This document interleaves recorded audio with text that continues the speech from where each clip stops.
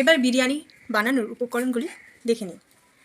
পেঁয়াজ, লঙ্কা, তেজপাতা, লবঙ্গ, দারচিনি, টমেটো, রসুন, এলাচ। এখানে মশলাগুলো রাখা আছে: হলুদ গুঁড়ো, চিনি, লবণ, গরম মশলা, লঙ্কা গুঁড়ো, বিরিয়ানি মশলা, জিরে গুঁড়ো, আদা বাটা, আর লাগছে সাদা তেল অল্প পরিমাণে, আর ঘি, আর গোলাপ জল। চলো দেখে নেওয়া যাক আমাদের চিকেন বিরিয়ানির পদ্ধতি। মাংসটা কষিয়ে নেওয়া হয়েছে, 7টা আলু 2টো করে কেটে ভেজে রাখা হয়েছে, পেঁয়াজ ভেজে রাখা হয়েছে, গরম মশলা, বিরিয়ানি মশলা, গোলাপ জল আর ঘি। ভাতটা আগে থেকে ফ্যান সরিয়ে 2 চামচ ঘি ও 4 চামচ তেল ও 2 চামচ নুন ও 1 চামচ চিনি ভালো করে মিশিয়ে নেওয়া হয়েছে আগে থেকে। তোমরা চালের পরিমাপ অনুযায়ী দিতে পারো। এবার আমরা লেয়ার করছি, দেখে নাও কেমন হবে।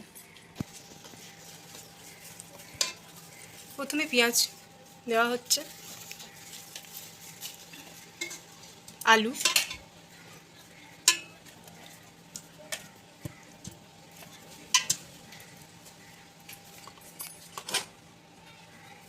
ভাত,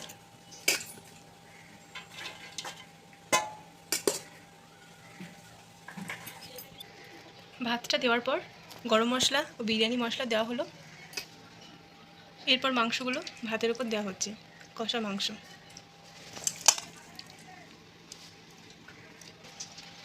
তারপর আবার ভাত দেওয়া হচ্ছে।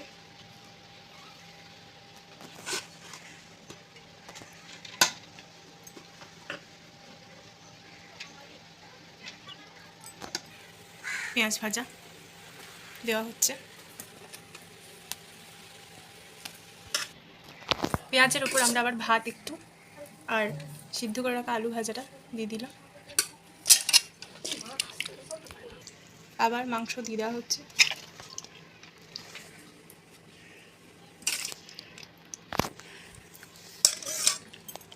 দেখি খুবই লোভনীয় লাগছে। তারপর বিরিয়ানি মশলা ও গরম মশলা দিয়ে দেওয়া হলো। বাকি ভাতটাও দিয়ে দেওয়া হচ্ছে।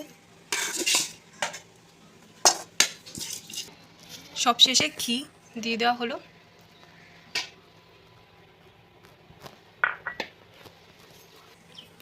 দেওয়া হলো না শুধু মিঠা আতর, যেহেতু এটা একদমই ঘরোয়া পদ্ধতিতে বানানো, দেখেই কিন্তু লোভনীয় লাগছে। এবার বিরিয়ানিটাকে লো ফ্লেমে বসিয়ে দেওয়া হয়েছে গ্যাসের উপর 10 মিনিটের জন্য। কমপ্লিট হয়ে গেছে আমাদের বিরিয়ানি। এবার শুধু টেস্ট করে দেখার পালা।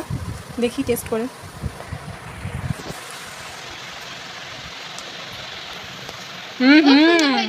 অসাধারণ।